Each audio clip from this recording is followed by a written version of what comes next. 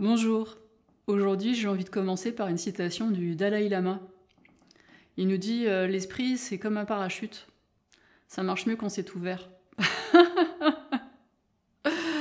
Alors pourquoi je vous parle d'esprit ouvert et de parachute? Je crois que étant donné ce qu'on est en train de traverser en ce moment individuellement et collectivement, je pense que ça peut être pas mal, ça peut être une bonne idée d'aller vérifier si son parachute est bien ouvert. Alors cette vidéo va être un petit peu différente des vidéos que je fais d'habitude parce que moi personnellement quand j'entends ça, j'ai décidé qu'il fallait retrouver à partir de vendredi le confinement qui a stoppé le virus. Notre objectif à terme est simple, réduire très fortement les contaminations et passer de 40 000 contaminations par jour à 5 000. Si nous ne donnons pas aujourd'hui un coup de frein brutal aux contaminations, nos hôpitaux seront très vite saturés. eh bien je me dis que, étant donné les enjeux, ça peut être pas mal de savoir de quoi on parle. Parce que quand moi j'entends que l'objectif du confinement, c'est de passer en dessous les 5000 contaminations, non parce que là il y a quand même un implicite qui est juste énorme, c'est que contamination égale nouveau cas et égale dans la plupart des esprits test PCR positif égale personne malade. Et si ça, c'est faux, je veux dire, si ça tient pas la route, et que c'est ça l'objectif du confinement, alors je sais pas ce que vous en pensez, mais moi je crois qu'on a quand même un sérieux problème.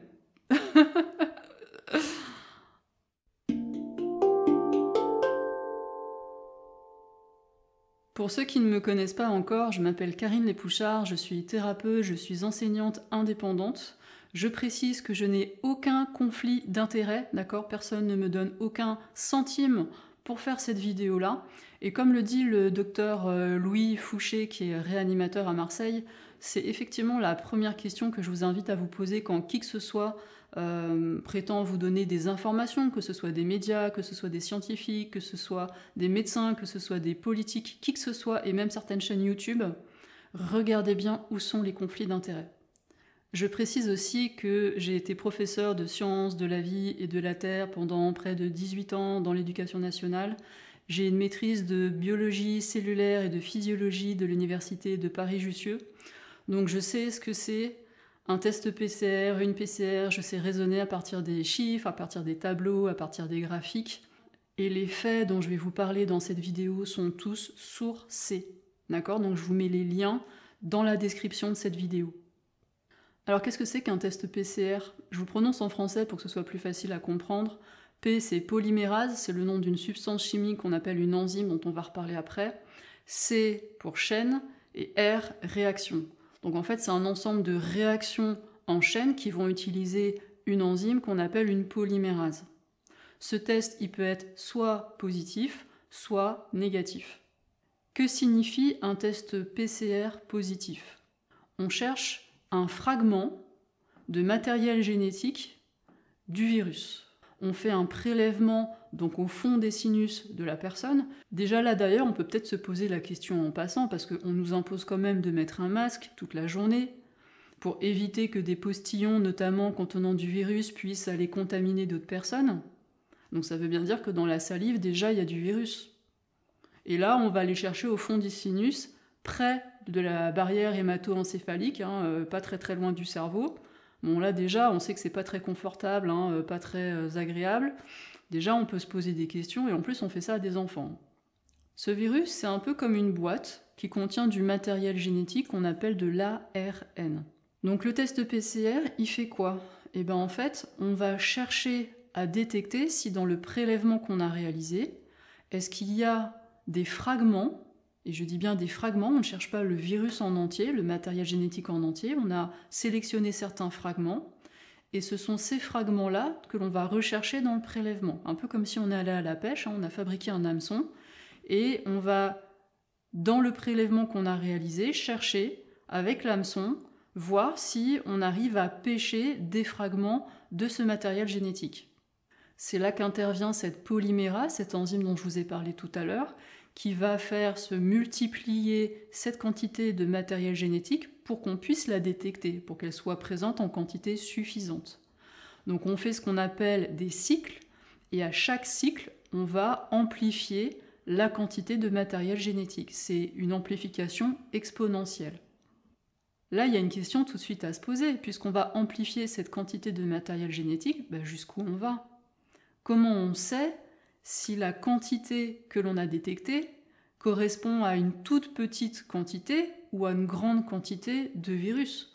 Parce qu'il y a quand même quelque chose, à mon sens, qui est important d'avoir bien en tête, c'est qu'est-ce que c'est qu'une infection? Qu'est-ce que ça veut dire qu'on est en train de vivre une infection? Une infection, ça veut dire qu'on a un microbe, un virus ou une bactérie qui est en train de ou un champignon, qui est en train de se multiplier en très très grande quantité dans l'organisme. Donc si on a du matériel génétique présent en très petite quantité dans notre organisme, ça peut être des résidus de virus suite à une infection qu'on a eue il y a plusieurs semaines, voire plusieurs mois, et ça ne veut pas forcément dire que là, tout de suite maintenant, on est en train de faire une infection, et encore moins qu'on est contagieux.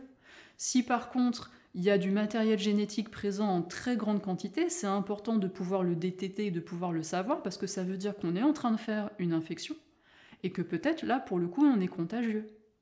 On indique actuellement que pour avoir une bonne corrélation entre un test positif et la présence réelle d'une infection, il faudrait faire un nombre de cycles compris entre 20 et 25, donc un CT entre 20 et 25.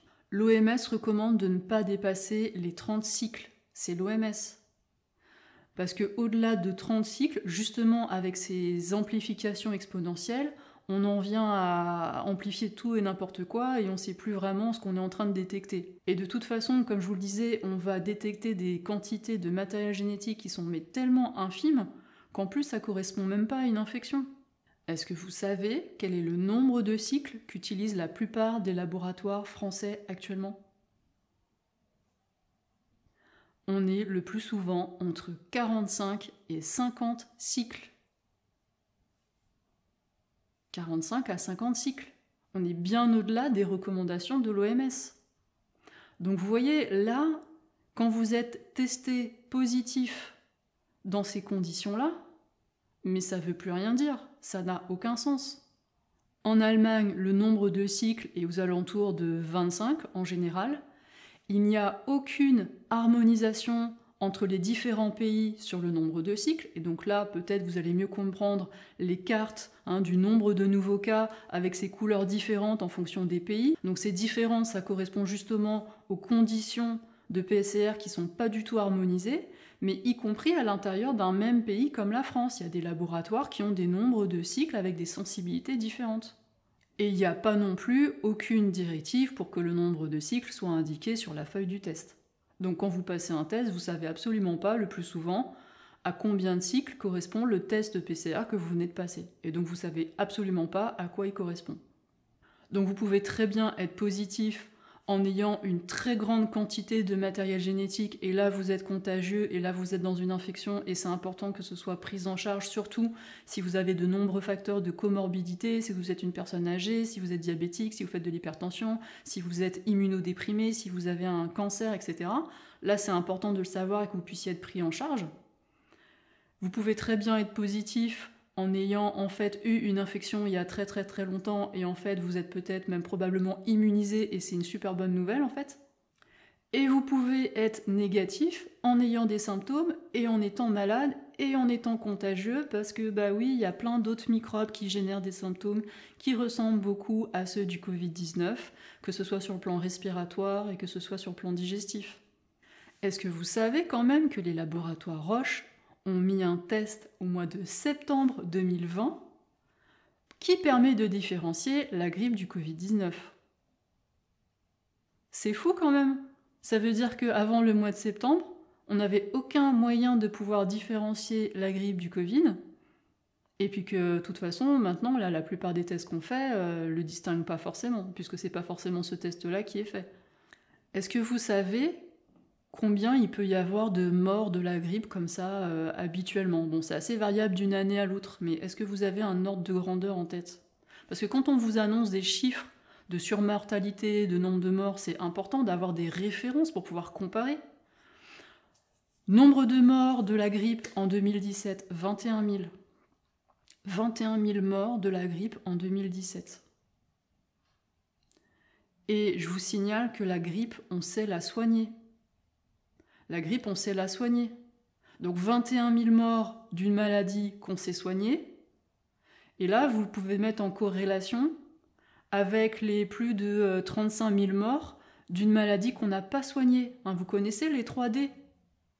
Domicile, dodo, doliprane. C'est comme ça qu'on a soigné dans plein d'hôpitaux le Covid-19. Donc oui, effectivement, ça fait plus de morts quand on ne soigne pas les gens. Alors après, il y a quand même un autre aspect sur lequel j'ai envie de revenir avec vous, c'est que de bien avoir en tête que n'importe quel test, et c'est normal, a un taux d'efficacité et donc un taux d'erreur.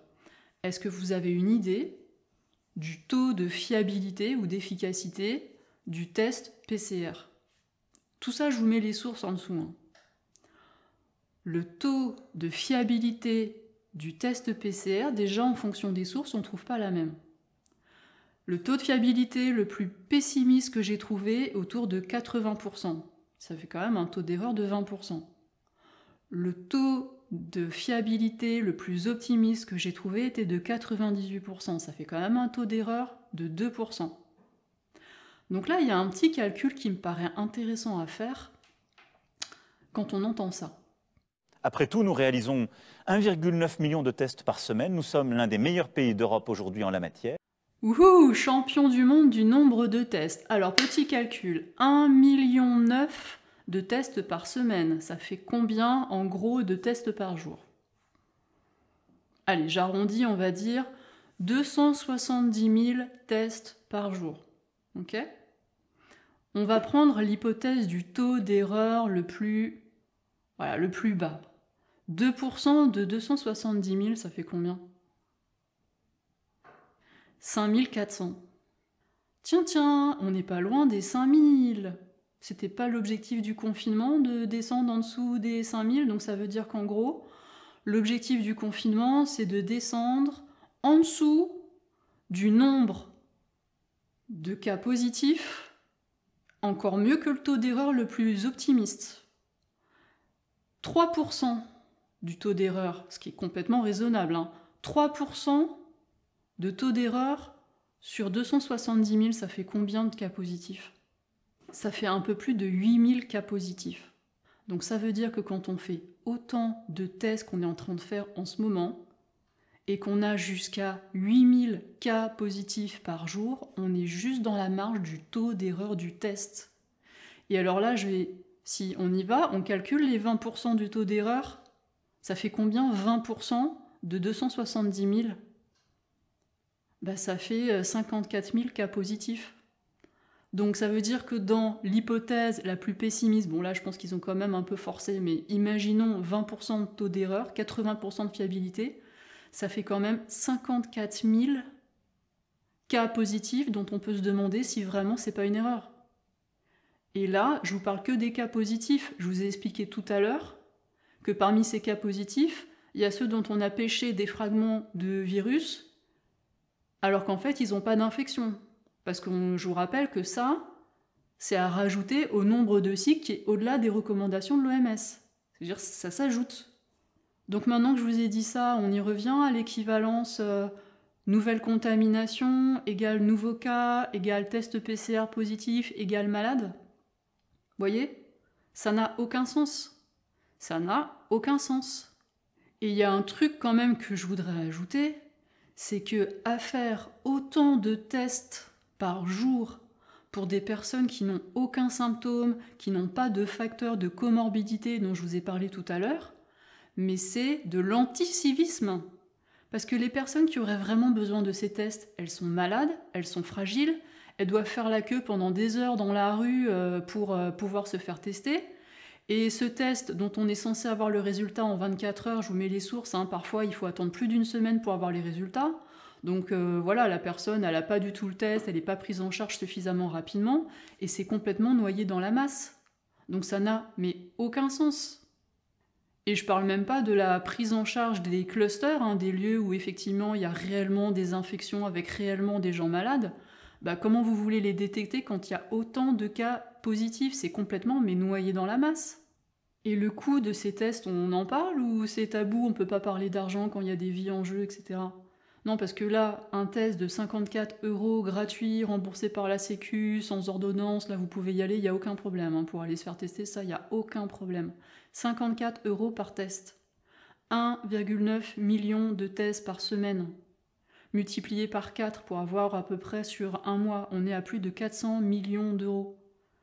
Plus de 400 millions d'euros par mois, si cet argent il servait à quelque chose, je veux dire, si vraiment il permettait de prendre en charge des gens, d'identifier, de gérer des clusters, aucun problème.